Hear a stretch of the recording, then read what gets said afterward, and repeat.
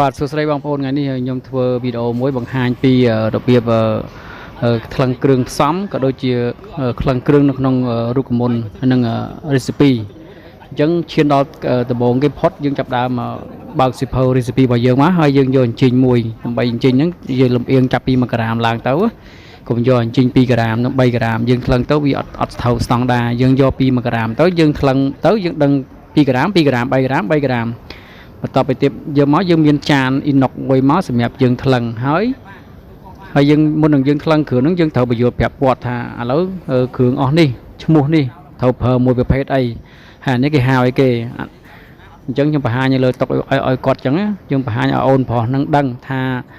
សម្ភារៈដែលយើងទិញយកមកធ្វើជាមួយនឹង recipe របស់យើងហ្នឹងគឺមានគ្រឿងទេសនៅក្នុងហ្នឹងអញ្ចឹងនៅក្នុង recipe របស់យើងមានរូបគ្រឿងទេសអីយើងទិញឲ្យដូចក្នុងគ្រឿងទេសហ្នឹងមក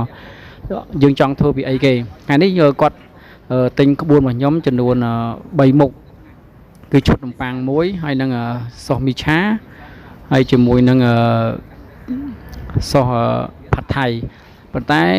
យើងលើកយកមកបង្ហាញពីគ្រឿងផ្សំរបស់វាមួយគោលសិនថា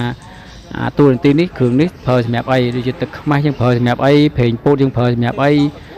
ទឹកម្ទេសទឹកប៉េងប៉ោះយើងប្រើសម្រាប់អីស្ករសហើយនឹងក្លិនវ៉ានីឡាប៊ឺហើយជាមួយនឹងស្រាចិនអញ្ចឹងណាយើងសម្រាប់ប្រើមួយអីយើងបង្ហាញគាត់អស់ហើយយើងបញ្យល់អូនស្រីនឹងជាមួយនិយាយទៅគាត់រៀនពីអ្នកដៃជប៉ុនហ្នឹងតែយើងត្រូវប្រាប់មុននឹងឈានដល់ការធ្វើម្ហូបយើងត្រូវប្រាប់បញ្យល់ប្រាប់គាត់ថាគ្រឿងផ្សំរបស់យើងមួយឈ្មោះអី brand ម៉ាកអីគេដើម្បីឲ្យគាត់ស្គាល់ហើយបញ្ចុះយើងបង្ហាញគាត់ថា recipe យើងត្រូវថ្លឹងមិនថឹងមិនហើយអញ្ចឹងយើងប្រាប់គាត់ថាត្រូវប្រើមិនអីមិនអញ្ចឹងសំខាន់គេគឺ3ហ្នឹងហើយគឺថ្លឹងអញ្ចឹងហើយនឹងបើក recipe មួយហើយនឹងគ្រឿងទេស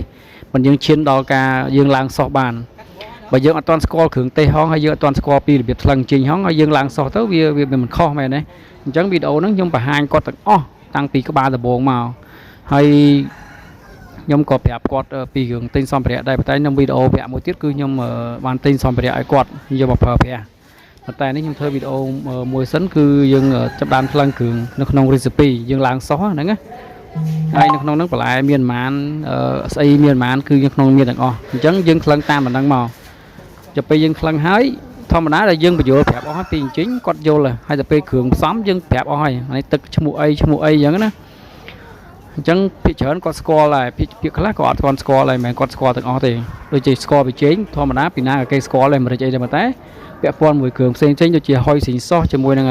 chili paste ក៏អត់ទាន់ស្គាល់ទេហើយនឹងស្រាចិនហើយនឹង butter ហ្នឹង